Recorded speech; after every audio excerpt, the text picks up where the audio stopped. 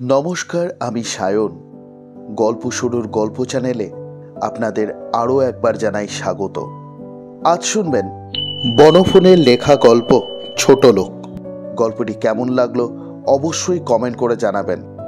ভালো লাগলে অবশ্যই লাইক, শেয়ার এবং সাবস্ক্রাইব করে দেবেন। তাহলে শুরু করা যাক।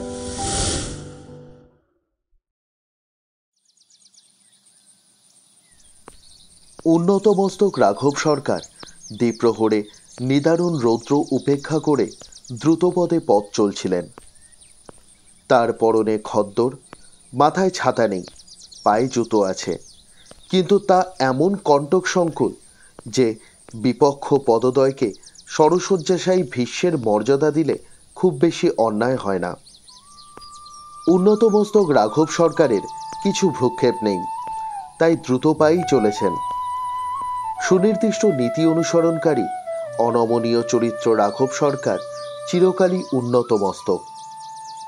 তিনি কখনো কারো অনুগ্রহের প্রত্যাশী নন, কারো গলগর্ধ হয়ে থাকেন না, যথাসাধ্য সকলের উপকার করেন, পারতপক্ষে কারো দ্বারা উপকৃত হন না।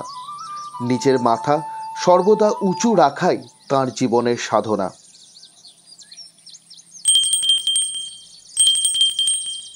ঠুনঠুন করে ঘণ্টা বাজিয়ে এক রিক্সাওয়ালা তার পিছু নিল। রিক্সা চাই বাবু, রিক্সা। রাঘব একবার ঘাড় ফিরিয়ে দেখলেন অস্থি চর্মসার লোকটা তার দিকে লোলুপ দৃষ্টিতে চেয়ে আছে।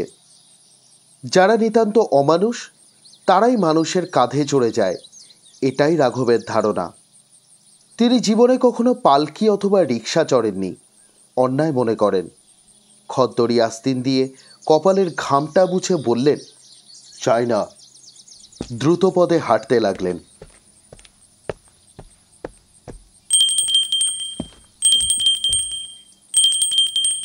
ঠুনঠুন করে ঘণ্টা বাজিয়ে রিক্সাওয়ালাটা পিছু পিছু আসতে লাগলো।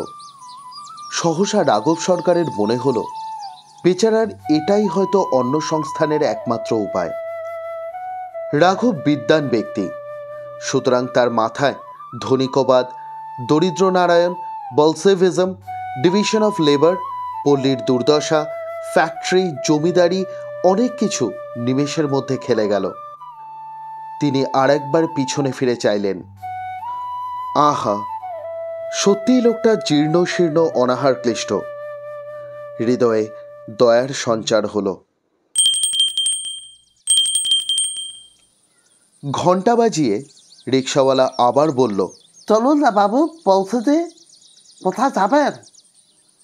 ওই শিবতলা পর্যন্ত যেতে ক পয়সা নিবি? 6 পয়সা। আচ্ছা, আয়। রাঘব সরকার চলতে লাগলেন। আসুন বাবু, চড়ুন। তুই আয় না। রাঘব সরকার গতিবেগ বাড়িয়ে দিলেন। রিক্সাওয়ালা পিছু পিছু ছুটতে লাগলো। মাঝে মাঝে কেবল নিম্নলিখিত রূপ বাক্য বিনিময় হচ্ছে, আসুন বাবু, চড়ুন। আয় না। শিবতলায় পৌঁছে রাঘব সরকার পকেট থেকে 6টি পয়সা বার করে বললেন, এই নে। আপনি চললেন কই? আমি রিক্সা চড়ি না। কেন? রিক্সা চড়া পাপ। ও, তা আগেই বলতে পারতেন। লোকটার চোখে মুখে একটা নীরব অবজ্ঞা ফুটে উঠল। সে ঘাম মুছে আবার চলতে শুরু করলো। পয়সাটা নিয়ে যা। আমি কারোর কাছ থেকে ভিক্ষে নিই না। ঠুনঠুন করে ঘণ্টা বাজাতে বাজাতে সে পথের বাঁকে অদৃশ্য হয়ে গেল। শুনছিলেন বনফুলের লেখা ছোট গল্প ছোট লোক। শ্রোতাদের সুবিধার জন্য গল্পের কিছু কিছু শব্দ এবং ভাষা পরিবর্তন করা হয়েছে। গল্পটি কেমন লাগলো অবশ্যই জানাতে ভুলবেন না কিন্তু। তাহলে আজ এ পর্যন্তই। গল্প শুরুর গল্প চ্যানেলে আরও একবার আমরা হাজির হব অন্য একটি গল্পের সাথে। ধন্যবাদ।